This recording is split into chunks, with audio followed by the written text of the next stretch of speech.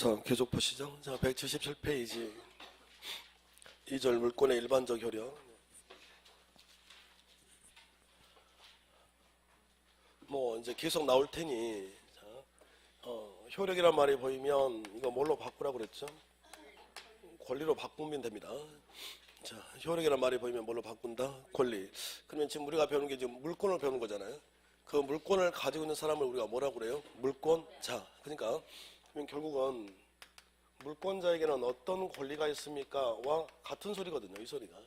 자, 물권의 효력이. 자, 그럼 물권자에게는 어떤 권리가 있습니까? 첫 번째가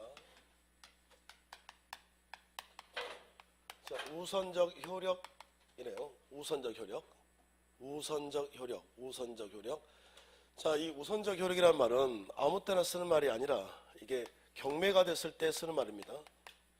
뭐가 됐을 때? 경매가 됐을 때. 그러니까 경매가 진행되지 않는다면 이건 아무런 의미가 없는 소리입니다. 그리고 지금 3, 4월달 미리 말씀드릴 텐데 작년하고는 지금 작년하고 올해는 좀 다르게 이 수업을 좀 진행할까 싶은데요. 그러니까는 작년에 해보니 어떤 현상이 생기냐면 강의를 할 때 민법 총칙을 하고요. 민총. 그리고 이게 끝나면 이제 물권법 한단 말이에요. 이렇게. 그리고 계약법. 이렇게 했습니다. 그리고 강의는 여기까지만 하고요. 민사특별법은 나중에 따로 보강을 했다고요. 일요일날 한꺼번에. 그러니까 어떤 현상이 잠깐만요. 아직 말 안 끝났습니다. 한국말은 끝까지 들어봐야 돼. 자, 그러니까 이렇게 하니 어떤 현상이 생기냐면 민총 물권은 웬만큼 해요. 근데 어디가 이제 계속 약해지냐면 계약법하고 이 민특이 안 되는 거예요, 이게. 그래서 올해는 이렇게 하지 않고 그리고 1월달, 2월달은 이 진도 자체가 민법은 양도 많고 복잡한데 기초를 듬성듬성하고 넘어가면 나중에 다 막힐 거거든요. 그래서 진도가 무조건 부족하게 돼 있어. 자, 그래서 올해는 1, 2월달은 여기까지만 할 거예요, 이게. 그리고 3월달 첫 스타트를 계약법부터 하려고요. 이렇게 이게 맞는 것 같아. 그래서 지금 다른 학원도 지금 강의를 무조건 2달 안에 그 네 가지 민총, 물권, 그냥 민특을 끝내 이런데 안 나와요. 그렇게 요구하지 않아요. 요즘은 선생들한테. 그러니까 1월달에 여기까지만 하고 그리고 물권법까지 끝낼 거예요. 그리고 3월달 첫 스타트를 계약법부터 할 거예요. 그리고 계약법이 끝나면 민특을 할 거라고요. 이렇게 이게 맞는 것 같아. 그래야 이게 계속 연결되는 이렇게 그대로 쭉쭉쭉 연결되니까. 그래서 계약법 끝나면 민특을 할 거고요. 이런 식으로 정규 수업 시간에 따로 일요일날 나와서 보강을 하는 것보다는 이게 맞을 것 같아. 그래서 이거 하고 끝나면 다시 민총 이렇게 잡으려고요. 무슨 말 알겠죠? 자, 그래서 3, 4월 달까지 해서 이걸 전체를 다 해주려고 그래요. 무슨 말 알겠죠? 그러니까 제가 알아서 진도를 뽑아낼 테니까 그냥 이번 달은 여기까지만 한다. 알겠죠? 그리고 3월 첫 스타트를 계약법부터 하려고. 이게 제일 쉽거든. 그러니까 계약법에서 10문제가 출제가 되는데 10문제가 아무리 못 맞춰도 여기서 8문제를 맞춰야 되거든요. 민법에서 80점이 나오려면. 그런데 이걸 이게 좀 강박관념처럼 저만 그런 게 아니라 모든 선생들은 이 진도 스트레스가 장난 아니거든요. 진도를 끝내야 그 스트레스 때문에. 그러니까 그렇게 되면 지금부터 끝내주세요. 그러면 못 끝낼 것 같아요. 끝낼 수 있겠지. 근데 의미가 없더라. 그래서 순서로 이렇게 하는 게 맞을 것 같아. 그래서 이렇게 한번 해보려고요. 아시겠죠? 일요일날 따로 나오셔가지고 하라고 하면 나오라고 하면 안 나와요. 잘 힘들어하고. 그러니까 그럴 바에는 정규 수업 시간에 늦자는 거지. 그게 낫지 않겠어요? 알겠죠? 자, 이렇게 합니다. 그래서 나중에 지금 왜 얘기를 했냐면 민사특별법을 할 텐데 3월달에 민사특별법을 할 텐데 들어가 보면 이게 또 나오거든요. 우선적 효력이란 말이 주임법하고 상임법에서. 그러니까 자, 미리 좀 연습을 해놓으면 앞으로 우선적 효력이라 하는 말은 아무 때나 쓰는 말이 아니라 뭐가 됐을 때? 경매가 됐을 때 쓰는 말이라고 생각하시면 되겠습니다. 뭐가 됐다고요? 토지 건물이 경매가 됐을 때 쓰는 말이라고요. 우선적 효력. 그러니까 쉽게 말하면 경매가 진행되면 돈이 나올 거 아닙니까? 그 돈을 누가 먼저 받아갈 거예요? 이걸 말하는 거예요. 우선적 효력이라는 게 경매가 됐을 때 돈 받아가는 순서라고요. 그러니까 경매가 진행이 되어야 이 말을 쓸 수 있는 거지. 자, 그래서 자, 우선적 효력인데 자, 첫 번째가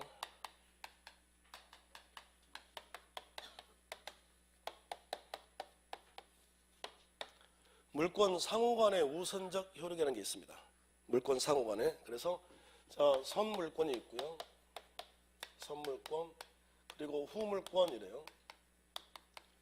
자, 경매가 됐다. 그러면 선후가 정해졌다면 다 당연히 누가 먼저 돈 받아간 게 맞습니까? 선이죠. 그래서 선물권이 우선이다고요. 선물권자 먼저 돈 받아간다. 자, 그리고 자, 소유권하고 제한물권 이렇게. 자, 이렇게 되면 제한물권이 항상 우선입니다.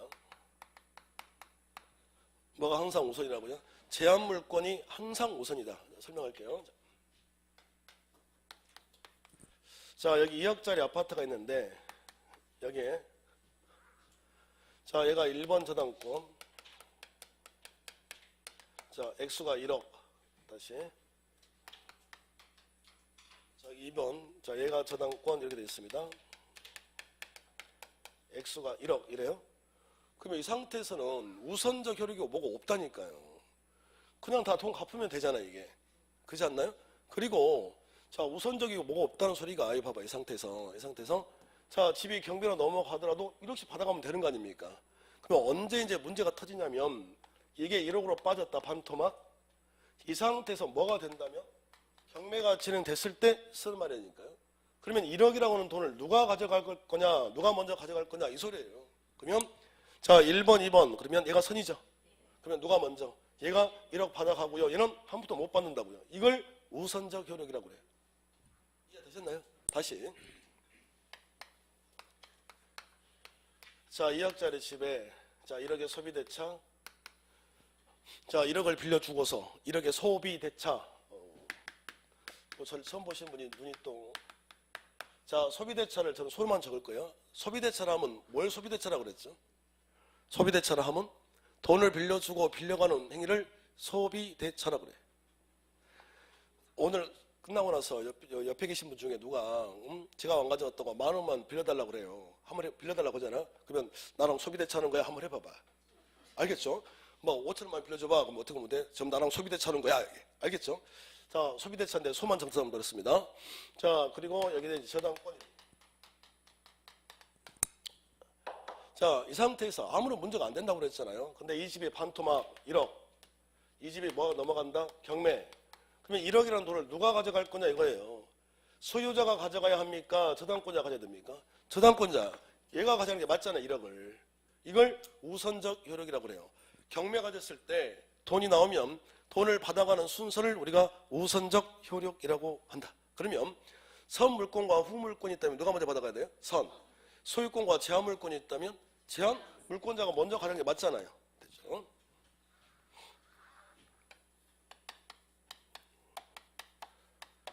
자, 물권과 채권 상호간에. 자, 물권과 채권 상호간에.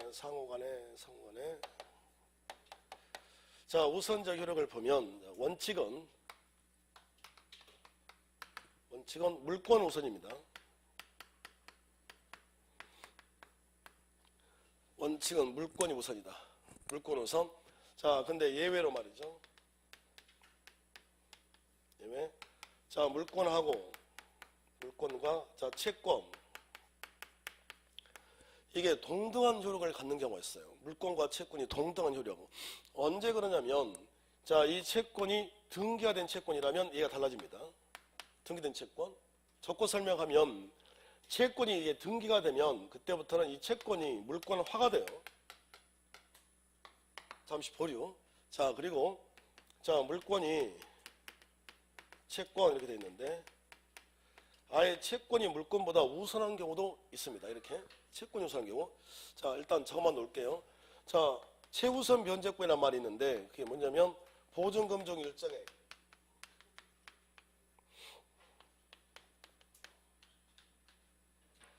보증금종 일정액은 자, 채권이 물권보다 우선해서 돈 받아갈 수 있습니다.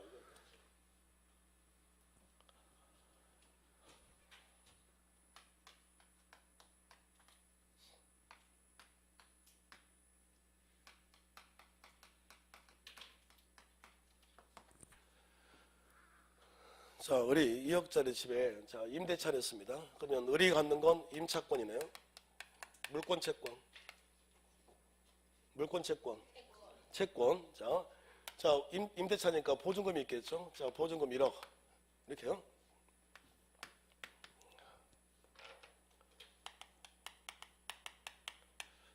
자, 이번엔 2번. 2번 여기에 저당권이 들어옵니다. 액수는 자 똑같이 1억 이랬단 말이에요. 이게. 그럼 얘가 1번이죠.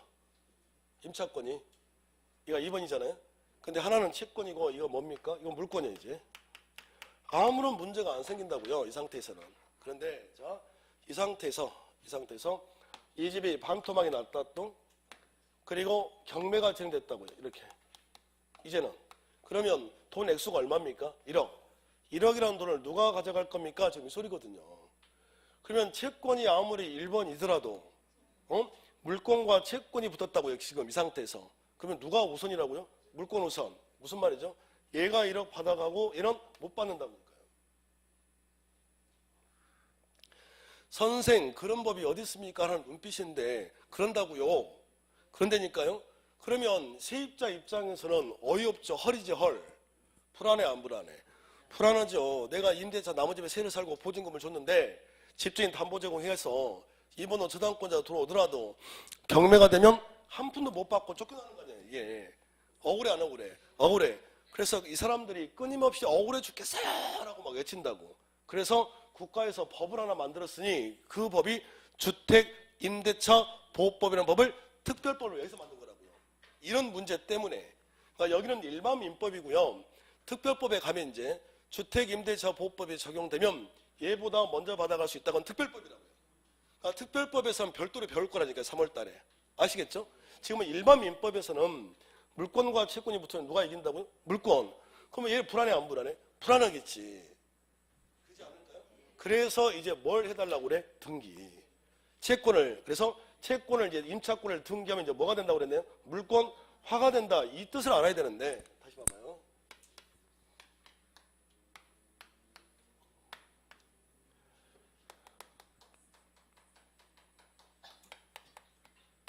자, 1억 이렇습니다. 자, 그리고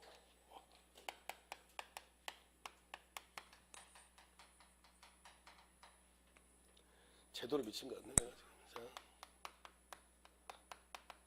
자, 임대차, 자, 보증금 1억. 그리고요. 자, 3번 저당권. 자, 액수가 1억 이래요.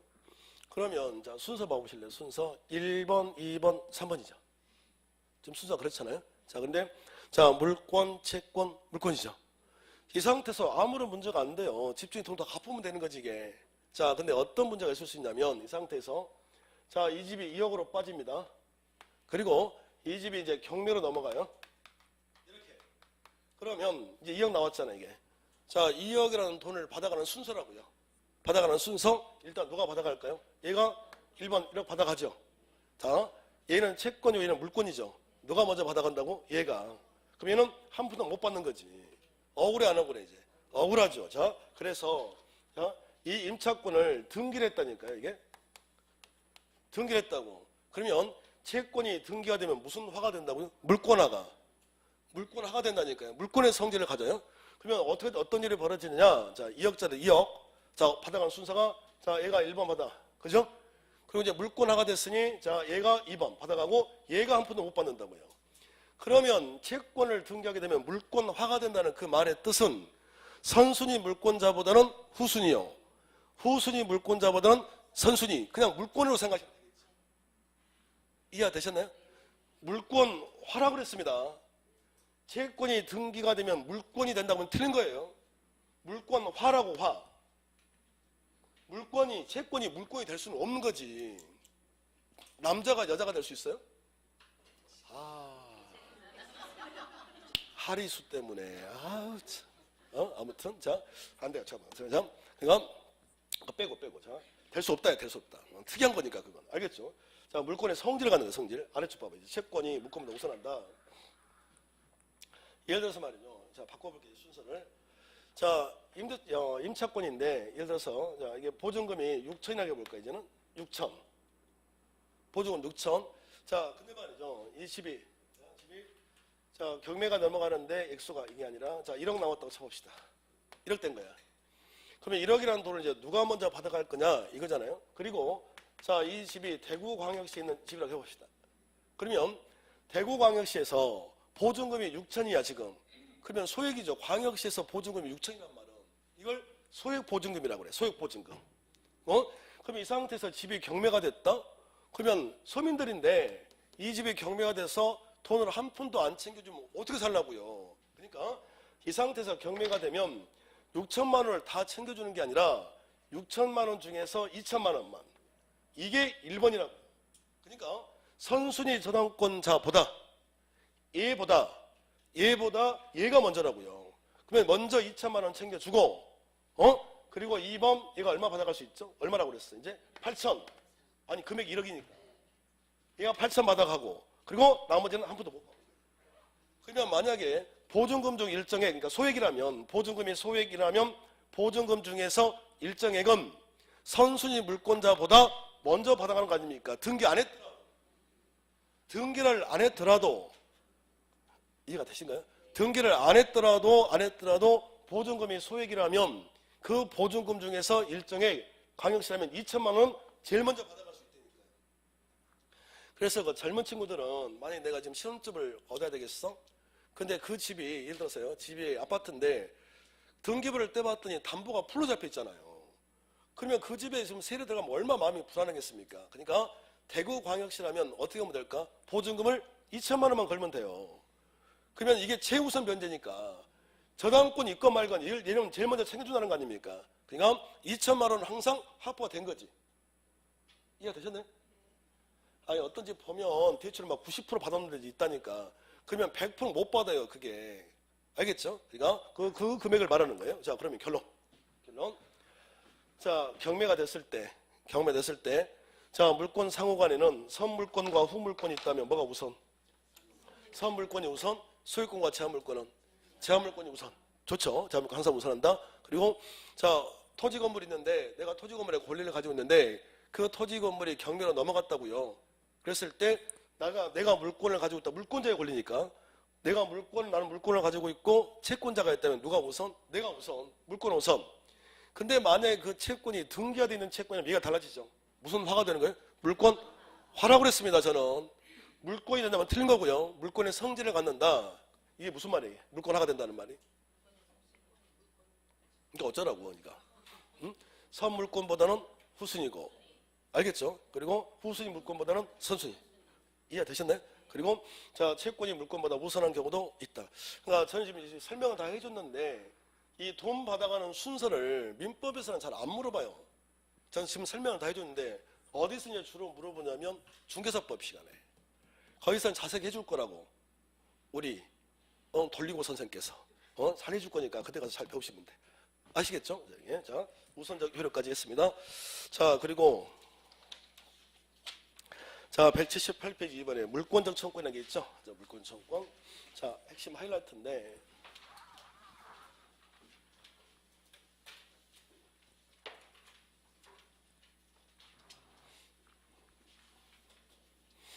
열심히 잘 돌리고 있던가요? 돌리고 있어.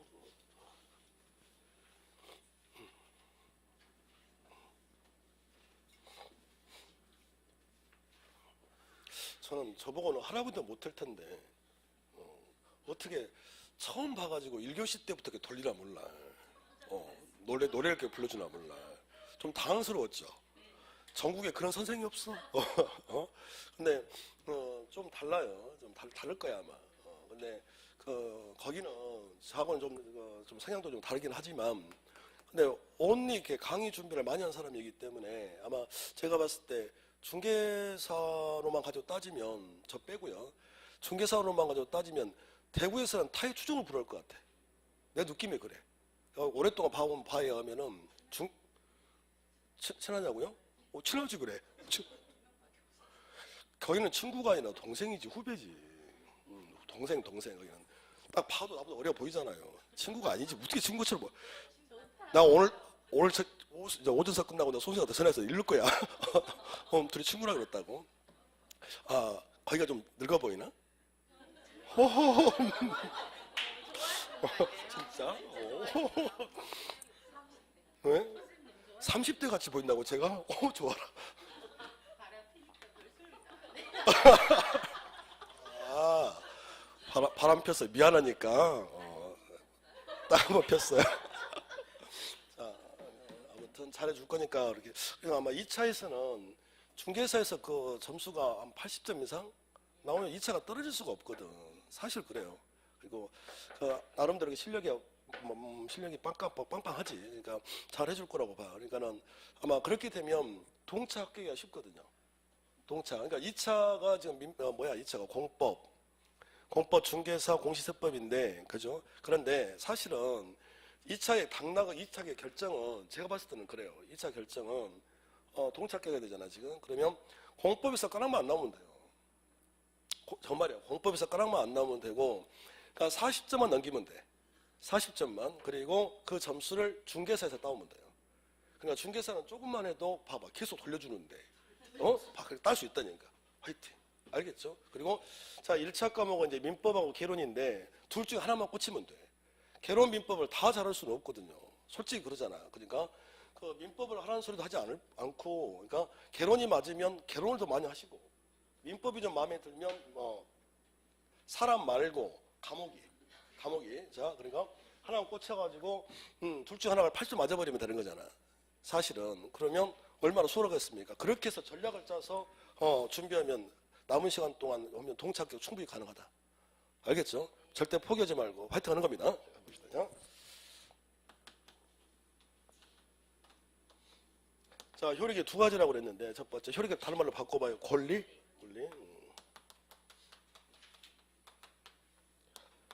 자, 우선적 효력하고 하나가 이제 물권적 청구권 이렇습니다.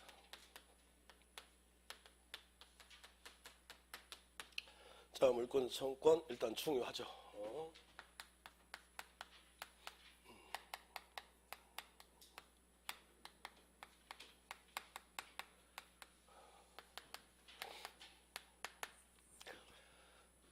자, 물권적 청구권. 자, 기본적인 설명은 이미 해줬는데, 물권적 청구권이란, 자, 의부터가 물권적 청구권이란, 자, 내가 물권을 가지고 있는데, 물권이 뭐예요? 물건의 권리? 무슨 말이죠? 토지, 건물, 동산의 권리를 가지고 있는데, 물권이 있는데, 자, 그 물권에, 자, 직접적인 침해가 왔거나, 여기요. 침해, 자, 또는, 자, 침해 가능성이 있는 경우에 이렇습니다. 그러면 직접적인 침해가 와도 되는 거고요. 하나가 더 가능성만 있어도 되는 거예요. 내 권리에 직접적인 데가 좀 침해를 받고 있거나 혹은 가능성이 있는 경우에 누가 할 수 있는 권리예요? 누가? 물권자가. 물권자가 행사할 수 있는 권리를 우리가 물권적 청구권이라고 합니다. 그러면 주어가 누굽니까 지금? 주어가 누가 하는 거예요? 물권자가 하는 거잖아요. 물권자가. 그러니까 포인트는 여기 물권자입니다. 물권자. 그 말은 자, 누구는 할 수가 없다. 채권자는 된다 안 된다? 안 된다니까요. 그래서 채권자는 행사를 할 수가 없다가 되고 이렇게 안 나와요. 자, 채권자 다시. 자, 누구라고 그랬나요? 임차인은 물권자, 채권자. 그러면 자, 임차인은 물권적 청구권을 행사할 수 있다 없다? 없다. 라고 안 나와요. 아직 안 적을 거예요, 이게. 그러니까 그러면 결론은 아직 잘 모르겠는데, 내가 물권을 가지고 있는 사람이야, 내가 토지 또는 건물에 권리가 있는 사람이야, 이 권리에 침해가 왔다면, 방해를 받고 있다면 내 권리를 지키기 위해서 인정되는 권리가 뭐라고요? 물권적 청구권이라고 한다니까요. 누가요? 물권자가. 둘째.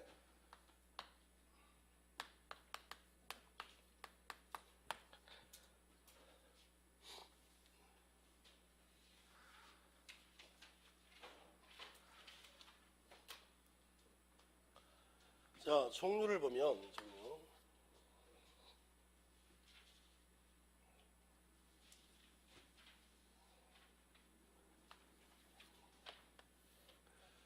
자, 종류는 법을 어떻게 만들어내냐면요. 자, 점유권에게서 자, 반환 청구권. 그리고 방해 제거 청구권, 예, 그리고 방해 예방 청구권 이렇습니다.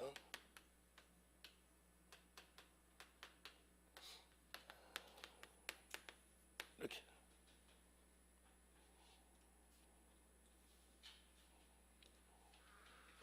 자, 이렇게 만들고 하나가 자, 다시 자, 무슨 권에게서 소유권에게서 이래요. 그래서 어떻게 법을 만들어놨냐면 점유권에게서 반환, 제거, 예방 이렇게 만들었다고요. 그리고 소유권에게서 어떻게 반환, 제거, 예방 이렇게. 아니, 어려운 말이 아니라 잠깐 보세요. 이게 제 분필이죠. 그잖아요. 제가 이 분필을 지금 점유 사용할 겁니다. 근데 이분이 이 내시의 분필을 훔쳐갔다, 뺏어가봐요. 뺏어가봐. 이렇게요. 그죠? 그러면 제 권리 침해가 오는 거 아닙니까? 나 지금 분필 사용을 못하고 있잖아. 방해받고 있잖아. 그래서 제 분필 주세요라고 이렇게 요구하는 권리. 이걸 반환 청구권이라고 한다니까요. 이해하셨어요? 그러니까 내가 물건을 점유 사용할 텐데 내 권리에 방해를 받고 있다고요. 그럴 때 자, 어떻게 되돌려주세요. 반환 혹은 치워주세요. 조심 좀 해주세요. 이 세 가지야. 그러니까 점유권에서 반환, 제거, 예방, 소유권에 대해서 반환, 제거, 예방 이렇게 만들었다니까요. 그러면 저 보세요. 물권적 청구권에는 뭐가 있습니까? 그러면 세 가지예요. 자, 따라서 하세요. 시작. 반환, 제거, 예방. 한 번 더 입으로 하시고 크게 시작. 반환, 제거, 예방. 왜 이게 필요하냐면 봐보세요. 제가 이게 적다 말았잖아요. 이렇게.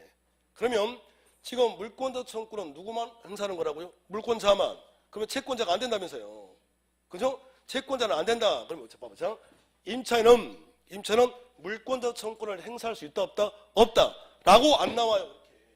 그러면 어떻게 나올 거냐면 자, 임차인은 반환 청구권 이렇게 나와요. 임차인은 반환 청구권이라는 걸 행사를 할 수 있다 없다? 그거 보세요. 그러니까 다시 봐봐요. 자, 반환 청구권도 물권 청구권인가요? 어허, 종류라니까.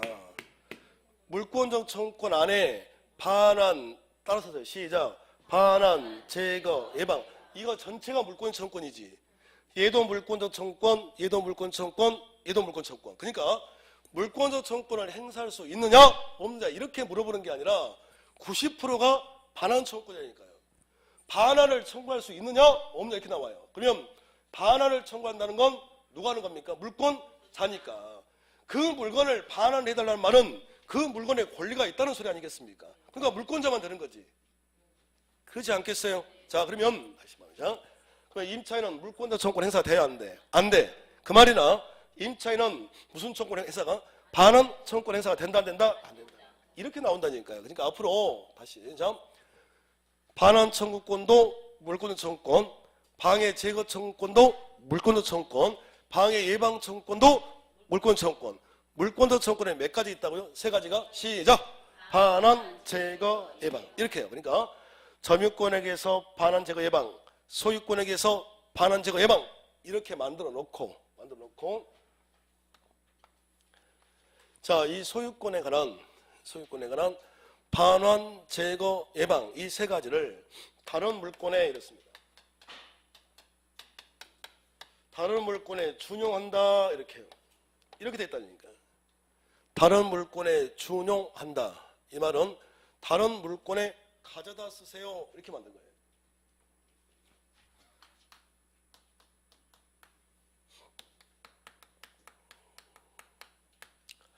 을은 지상권자 맞나요?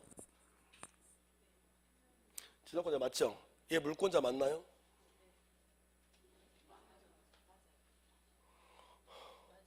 물권자 맞나요? 자, 물권의 개수 한번 불러보게. 시작.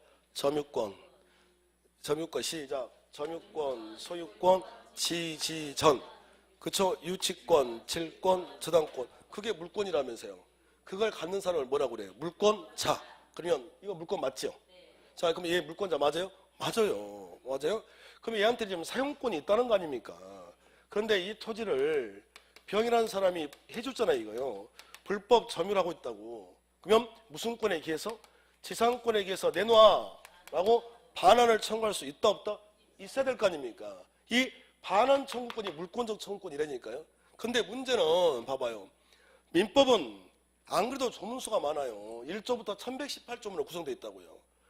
안 그래도 조문수가 많은데 얘도 물권자고 쟤들도 물권자인데 그걸 똑같은 내용인데 나올 때마다 법조문에다가 반환, 제거, 예방 또 법조문을 만들 필요 없이 법조문은 얘들만 만들고 얘들만 만들어 놓고 점유권이 아니라 소유권에 관한 이 물권적 청구권을 다른 물권에 그대로 가져다 쓰라고요. 준용.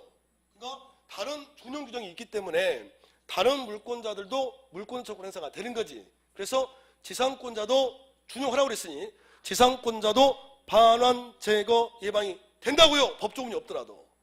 전세권자도 어떻게 해요? 반환, 제거, 예방이 된다고요.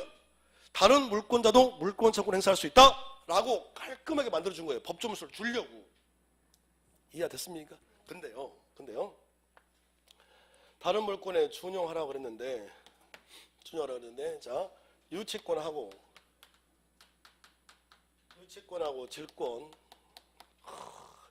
이 유치권하고 질권에는 준용 가져다 쓰라. 준용 규정이 없다니까요. 미친 거죠. 뭐가 없다고? 규정이 없대. 유치권하고 질권에는 규정이 없어요. 규정이 없어요. 큰일이네, 큰일. 봐봐요. 뭐가 없어요? 규정이 없어요. 자, 준용하라고 그랬기 때문에 다른 물권자도 물권적 청구권을 행사할 수가 있는데요. 근데 규정이 없다고 그랬으니 뭐가 안 될까요? 행사가 안 되는 거지, 이게. 저 좀 잠깐 보시겠습니다. 아마도 지금 1, 2월달 아니면 얘기를 할 시간이 없어서 지금 미리 말씀드리는데, 우리가 지금 배우는 게 지금 민법의 만들어진 배경을 잠깐만 제가 설명을 해줄게요. 민법 만드는 배경을. 저는 우리나라에 대한 애국심이 굉장히 강한 사람입니다. 우리나라를 사랑하는 사람 중에 한 명인데, 사랑하는 마음하고 현실은 좀 다르거든요. 무슨 얘기냐면, 우리가 지금 쓰고 있는 이 한글하고 독일어하고 이 글자 수가 어디가 더 많을 것 같아요? 독일어예요. 명사수만 가지고 따져보면 게임도 안 돼요. 그러니까 우리나라에는 우리나라 현재 노벨 문학상을 받은 사람이 없죠. 그잖아요. 왜 그럴 것 같아요? 한글로는 안 돼요. 우리나라는 민족 자체가 부사와 형용사가 발달된 나라예요. 명사보다는. 그런데 선진국으로 가보면 영어나 독일어 이쪽으로 가보면 명사수가 많거든요. 무슨 얘기를 하고 싶은 거냐면 우리가 지금 배우고 있는 이 민법을 우리 민족, 우리 민법 학자들이 새롭게 만든 게 아니라 헌법을 만들었단 말이에요. 그런데 민법은 그렇지가 않아요. 독일 민법을 가지고 왔다는 말이 독일 민법을 갖다 놓고요. 독일어를 한글로 해석만 한 거예요, 이렇게. 그걸 2년 동안 했다고요. 생각 한번 해보세요. 민법 조문 1118조문을 무슨 수로 민법 학자들이 2년 만에 만들어내요. 말이 안 되는 거지. 그러니까 독일어를 갖다가 한글로 번역을 2년 동안 한 거예요. 그러니까 우리가 뭔가를 읽다가 보면 도저히 우리 정서를 안 맞죠. 그게 왜 그럴까요? 독일어를 일본 애들이 가져가면서 일본어로 번역한 거예요. 그걸 다시 한글로 번역을 했다니까요. 그러니까 안 맞을 수밖에. 이해가 되시나요? 오늘 혼동까지 할지 모르겠는데 혼동이란 말이 우리 일상 언어하고 안 맞거든요. 이 법률 용어가. 그게 독일어를 번역해서 그래요. 우리나라 말이 없는데요. 독일어 개수는 이렇게 많고 우리는 적으니까 그래서 어지럽다 혼동 이렇게 만든 거라니까 그게. 그러니까는 그 정도로 개수가 부족하다. 그러면 생각 한번 해보세요. 지금 독일어를 한글로 번역한다고 그랬잖아요. 제가 이렇게 번역을 그래서 오전에 모여가지고요 파트별로 나눠가지고 이 민법 학자들이 앉아가지고요 독일어를 딱 펴놓고 법전을 펴놓고요 그 다음에 독일어 사전비 있잖아 같이 펴놓고 해석하는 거야. 그 작업을 하는 거예요. 이렇게 지루하겠어요? 안 지루하겠어요? 엄청 지루하겠지. 그래서 오전 탁 작업을 한 다음에 해석 번역 작업한 다음에 식사를 하러 가셨어. 식사를 그래가지고 식사하면서 반주 좀 드셨나 봐. 어떻게? 과하게. 그리고 다시 오후 작업 들어왔는데 술이 아주 들깨가지고 빼버린 거라니까요. 진짜입니다. 이걸 빼버렸다니까. 빼버렸다고. 그렇지 않고서는 설명이 안 돼요. 아니 유치권자에게 물권적 청구를 안 주면 어떡합니까? 제가 무슨 얘기냐면요. 봐보세요. 유치권. 제가 앞에 계신 분에게 시계수리를 맡겼다. 이렇게요? 그러면 이분은 저한테 시계수리를 받을 때까지 제 시계를 안 주겠죠. 이게 유치권이라니까요. 그래서 시계 수리를 했다 가지고 있는데 이분이 훔쳐갔단 말이에요. 이렇게. 그러면 어떻게 돼됩니까? 유치권에 기해서 탈락이 될 거 아니에요. 이게. 훔쳐간 분에게 반환 청구. 그런데 규정이 없는데요. 규정이 없는데요. 그러면 이걸 누가 훔쳐갔다도 반환 청구가 안 되는 거 아니에요. 이게. 말이 안 되는 거지. 그러니까 이거 자체를 뺐다는 것 자체가 어떻게도 설명이 안 돼요. 근데 어떤 특징이 있냐면 저도 마찬가지인데 법대 특히 교수님이라고 판사님을 봐봐요. 곰곰이 보면 저도 마찬가지지만 앉으려고 그래요. 실수를 인정을 안 하려고 그래. 어떻게든지 말로 어떻게 막 하려고 그래. 무조건 실수가 맞는데 뭘로 설명을 할 겁니까 이걸? 규정이 없는데. 규정이 없다는 말이 행사가 안 된다는 게 작년에 그 예산안이 통과됐는데 요즘 우리 경기 안 좋잖아요. 경기가. 그러면 생각해 보세요. 정부 입장에서도 지금 자영업자 중소기업 힘들대. 서민들 힘들대. 그러면 돈을 풀어야 되잖아요. 그러면 정부가 돈을 집행함에 있어서 주먹구구식으로 자기들 하고 싶은 대로 무조건 풀어버리면 돼요? 안 되죠. 법률에 근거해서 규정에 의해서 돈이 나가야 될 거 아닙니까? 그러면 규정이 없다는 거예요. 예를 들어서 자영업자에게 정부에서 지원해 줄 거야. 규정이 있어야 돈이 집행이 될 거 아닙니까? 근데 규정이 없다. 그러면 하고 싶어도 못 하는 거지. 그러니까 이게 똑같은 거 아니야, 이게. 뭐가 없기 때문에? 규정이 없기 때문에 물권 청구 행사가 안 돼요. 그러면 당장 문제가 터진 거 아니야, 이게. 그래서 그걸 이제 따지니 쿨하게 미안해. 실수야 라고 하면 될 건데 변명을 하기 시작을 해요. 변명을. 그래서 질권은 우리 시험 범위가 아니니까 자, 질권을 빼고 자, 유치권만 가지고 얘기를 해보면 유치권. 자, 첫 번째. 자, 유치권은 일단 규정이 없으니 유치권 자체로 물권적 청구권을 행사할 수 있다 없다? 없다 이제. 그럼 어쩌라고? 그랬더니 유치권자도 물건을 점유하는 사람 아닙니까? 그래서 살짝 말을 비틀어가지고 점유권으로 해결하면 되지. 그래서 유치권 자체로는 행사할 수 없고 점유권에 의해서 무슨 권에 의해서? 점유권에 의해서 행사를 하라 이렇게 할 거예요. 이런 어거지가 어딨냐고. 그런데 말도 안 되기 때문에 시험에 나오는 거예요. 그럼 결론. 유치권 자체로는 유치권에는 규정이 없다고 그랬어요. 그러니까 유치권 자체로는 물권 청구를 행사할 수 있고 없고 무슨 권을 해결하라. 점유권. 자, 하나 더요.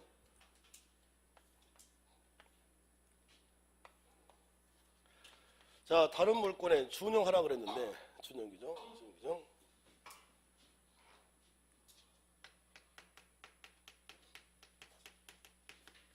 자, 저당권자하고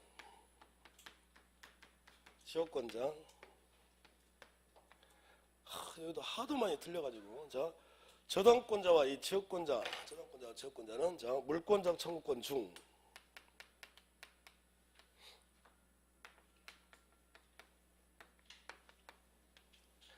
물권적 청구권 중에서 자, 반환 청구권만 안 됩니다.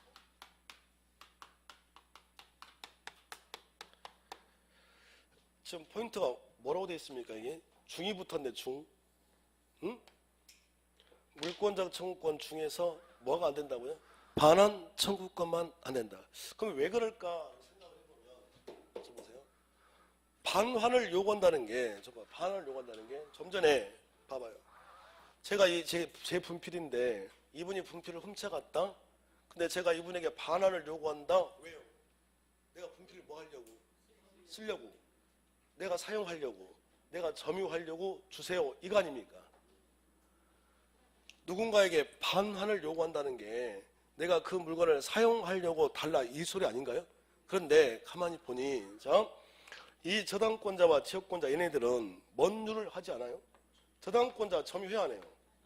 점유를 안 하지. 아니, 한숨 쉬지 말고 저 좀 봐보세요. 자, 우리가 아파트를 은행에 담보 제공했다. 국민은행을 이용했다. 국민은행 직원이 우리 아파트에 와 있냐고요. 점유해야 하네. 않지. 사용을 하지 않잖아요. 그러니까 이 저당권자와 지역권자는 뭔 일을 하지 않아요? 점유를 안 한다니까요. 점유를 않잖아. 자기가 점유 자체를 하지 않는데 자기에게 달라는 이유 말이 안 되는 거지.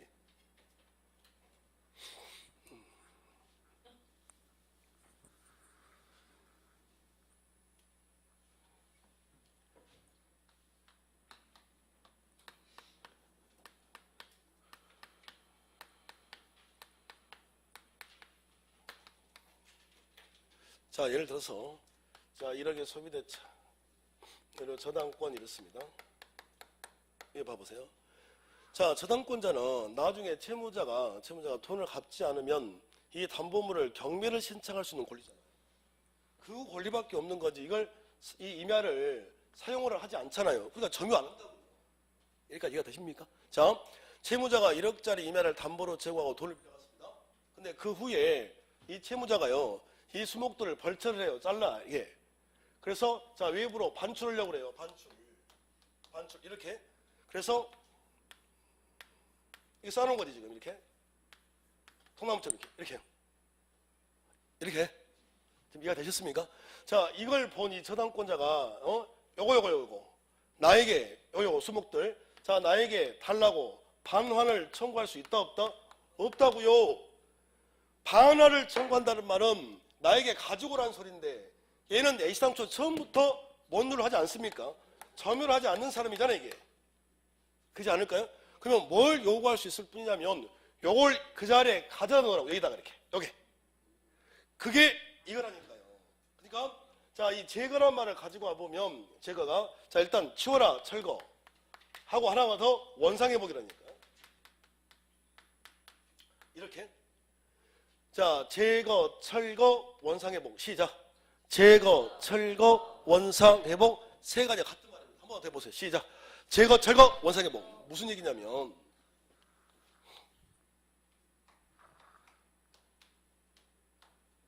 토지와 의뢰토지가 경계가 여기 있습니다. 그런데요, 자, 갑이 말이죠. 갑이. 자, 건물을 이렇게 신축을 한 거예요. 이렇게요. 그러면 을 입장에서는 자기 권리에 침해가 왔죠. 당장. 그러면 을은 갑에게 뭘 요구하면 될까요? 요 부분만큼만 뭐하라? 치워라. 이걸 뭐라고 그래요? 제거. 치워라. 이걸 뭐라고 그래? 철거. 그러면 이걸 요구한다는 말이 어떻게 만들어 달라는 소리입니까? 이렇게 해달라는 소리잖아요. 이게. 이렇게. 침범하지 않았던 상태로 치우라는 게, 철거하라는 게, 이걸 우리가 무슨 회복 그래요? 그래서 세 가지가 다 표현한 거예요. 세 가지가. 그러니까 방해, 제거, 철거, 원상회복. 이해됐습니까? 그러면 자, 저당권자는 나에게 달라고 반환을 청구할 수는 없고, 원래 있던 그 자리에 가져다 놔. 이게 원상회복을 뭐라고 그래요? 제거.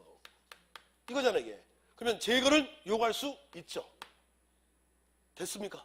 자, 이번에 하나 예방. 얘가 이제 담보 제공하고 저당권을 설정했다. 그리고 우연히 가봤는데 갑이 말이죠. 이 수목들을 밖으로 반출하려고 전기톱을 이렇게 벌찬 게 아니라, 자른 게 아니라, 자, 자르려고 이렇게 들려고 딱 이렇게. 이걸 얘가 본 거지. 그럼 뭐라고 외쳐야 될까? 멈춰라! 이렇게. 죽을래! 이래야 되겠잖아요, 이렇게. 그렇죠? 그러니까 자르기 전에 못하게 예방이 된다니까요. 이런 것도 안 그럴 것 같아? 멈춰라! 너 죽을래? 이래야 되겠지. 자, 그러니까, 자, 제거와 무슨 방은? 예방은 될 거라고요. 그러면, 자, 무엇은 요구할 수 없지만, 반환은 요구할 수 없지만, 제거와 예방은 된다는 거 아닙니까? 그러면, 자, 풀어보실래요?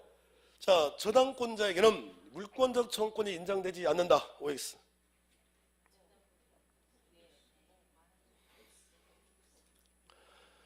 난 죽을 것 같아, 이제. 지금 감결돼서 몸도 안 좋은데 정말 죽겠네. 자, 물권 청구권 인정이 돼야 하는데, 된다니까요. 된다고. 좀 된다고. 되는데, 된다고 그랬잖아. 이거 물권 청구권 이해 아니야, 이거. 되지. 자, 되는데 물권적 청구권 중에서 뭐만 안 될 뿐이야. 반환 청구권만 안 될 뿐이라고요. 물권적 청구권이, 물권자인데 왜 안 됩니까? 규정이 없는 건 얘들밖에 없는데, 유치권하고 질권. 이해가 되세요? 자, 일단 여기서 끊어보죠. 자, 물권적 청구권이랑 내가 토지 또는 건물에 대해서 권리를 가지고 있는데 그 권리에 침해가 왔거나, 직접적인 또 침해 가능성 그랬잖아요. 가능성을 제가 어떻게 설명했어? 멈춰라! 죽을래! 알겠죠? 자, 가능성 있는 경우에 누가 행사하는 거예요? 물권자가 행사하는 권리다. 그러니까 물권자면 되는 거예요. 그래서 법은 어떻게 만들어놨냐면 점유권에게서 시작 반환, 제거, 예방. 소유권에게서 시작 반환, 제거, 예방이라고 만들어 놓고 그 소유권에 대한 물권적 청구권을 어디다가 다른 물권에 그대로 가져다 쓰래요. 규정을 이렇게 해놓은 거야. 그래서 별도의 법 조문이 없더라도 준용 규정이 있기 때문에 다른 물권자도 물권의 개수가 총 8개잖아요. 그러니까 6개의 그 다른 물권자들도 행사가 된다고요. 균형증이 있으니. 근데 어디에다가 없다고 규정이? 유치권과 질권은 규정이 없다고요. 안 만든 거지. 그러니까 행사가 안 되는 거예요. 그럼 어떻게 하라고요? 그랬더니 질권은 우리 시험 범위가 아니니까 자 유치권만 가지고 얘기를 해보면 유치권은 규정이 없으니 유치권 자체로는 안 돼요. 그럼 뭘로 해결하라? 점유권 가지고 해결하라. 그리고 또 저당권자와 지역권자는 뭘 하지 않아? 점유를 하지 않으니 물권적 청구권 중에서 어디만 안 되고 반환 청구권만 안 되고 다른 권리는 인정이 된다 이 소리입니다. 됐습니까? 자, 하나 더.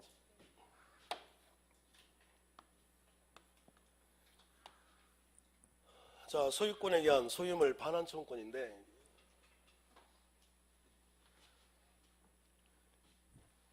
자, 이 반환 청구권자와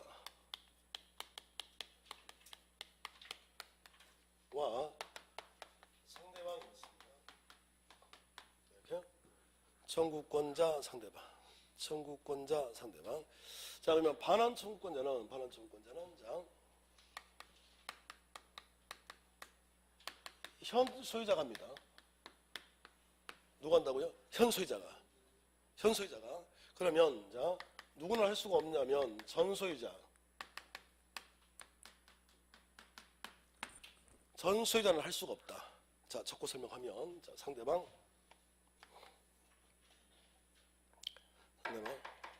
자, 누구에게 하는 소리냐면 내 물건을 불법으로 점유를 하고 있는 자에게 하는 거예요.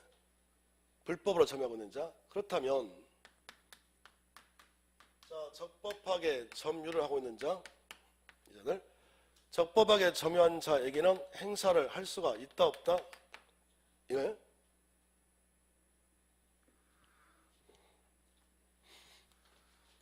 나는 이런 분위기가 왜 좋을까 이렇게 조용한 분위기 너무 좋습니다. 너무 좋아요. 너무 좋아. 좋아 죽겠다. 아주 그냥.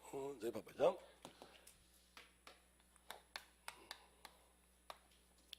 자, 소유권에 대한 소유물 반환 청구권이잖아요. 그러니까 그러면 첫 번째 포인트가 자, 현재 소유자가 한다. 현재 소유자가 한다. 현 소유자가 자, 전 소유자가 하는 게 아니다. 이랬잖아요. 자, 이거부터 해보죠. 자, 그러면 자, 기망 얘가 지상권. 지금 을이 사기쳐서 지상권을 받아갔습니다. 자, 이 상태에서 갑하고 병하고 매매가 이루어져요. 이렇게? 그러면 첫 번째가 이게 지금 사기친 거 아닙니까? 무슨 소가 될까요? 취소. 그러면 취소가 되면 처음부터는 지상권자가 아닌 거지. 그러면 지상권자가 아닌데도 이 토지를 점유하고 있다면 불법 점유. 그러면 자, 이렇게 매매가 이루어졌다면 병이 얘가 뭐가 되고 현재 소유자고 얘는 뭔 소유자? 전 소유자 이 말이거든요. 그래서 만약에 취소가 됐다면 야, 땅 내놔 라고 얘기할 사람은 갑일까요? 병일까요? 지금 이 소리거든요. 누가 한다고요? 현재 소유자 얘가 하는 거지. 전 소유자는 못한다니까요. 반환 청구권은 물권자 청구권입니다. 누구만 할 수 있을까요? 물권자만 한다고. 얘가 물권자지는 물권자가 아니지. 아니 여러분들 예를 들어서 아파트를 말이죠. 아파트를 매매를 했다. 아파트 매매를 내가 그 아파트를 팔아버린 게 2년 됐다고요. 그러면 전 소유자죠. 저는. 그잖아요.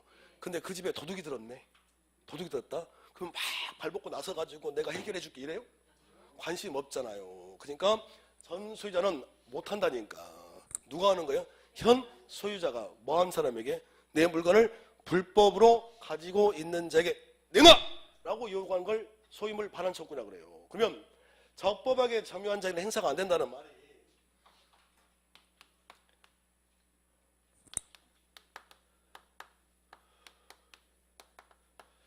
자, 우리 갑부하고 전세권 설정 계약을 했습니다. 그래서 이렇게 점유한다면 그러면 이렇게 점유한다면 이 점유는 불법 점유인가요? 적법 점유인가요? 적법한 점유죠. 그러면 이게 현재 소유자 맞습니까? 현재 소유자 맞습니까? 자, 얘가 아무리 현재 소유자이더라도 지금 1년밖에 안 됐는데 1년밖에 안 됐는데 너 내 아파트에서 너 뭐하니 너? 내놔 라고 반환을 청구를 할 수 있다 없다? 없잖아요. 그러니까 아무리 내 물건을 가지고 있는 자이더라도 이 자가 적법한 권론에 의해서 점유를 하고 있다면 적부증 아니에요. 그 자기랑 탈락할 수 있다 없다? 없다가 되는 거죠. 결론이 뭐예요? 결론이. 자, 뭔 소유자가 현재 소유자가 내 물건을 불법으로 가지고 있는 자에게 점유한 자에게 내놔라고 요구하는 걸 반환 청구권이라고 한다니까요. 그러면 뭔 소유자에 따라 안 되고 전 소유자는 물권자가 아니니까 안 되고, 그죠? 아무리 현재 소유자이더라도 적법하게 점유를 하고 있는 자에게는 역시 마찬가지 반환 청구권 행사할 수 있다 없다? 없다. 됐습니까? 자, 그리고 자, 제거랑 같은 말 무슨 말이야? 자, 시작. 제거, 철거, 원상회복. 알겠죠? 건물 침범한 부분만큼 철거해 주세요. 침범하지 않던 상태로 되돌려 주세요. 이걸 제거, 철거, 원상회복. 자, 예방 기억나십니까? 예방. 치매가 왔다야 치매가 올 가능성이 있다야. 가능성 있다. 멈춰라 죽을래 이거잖아. 그렇죠? 예방도 된다는 소리입니다. 됐을까요? 자, 여기까지가 물권적 청구권이 되겠습니다. 자, 이렇게 하시고, 자, 183페이지 가보면 이제 제3절 물권의 변동 있나요? 자, 여기서부터 10분 쉬었다 하겠습니다.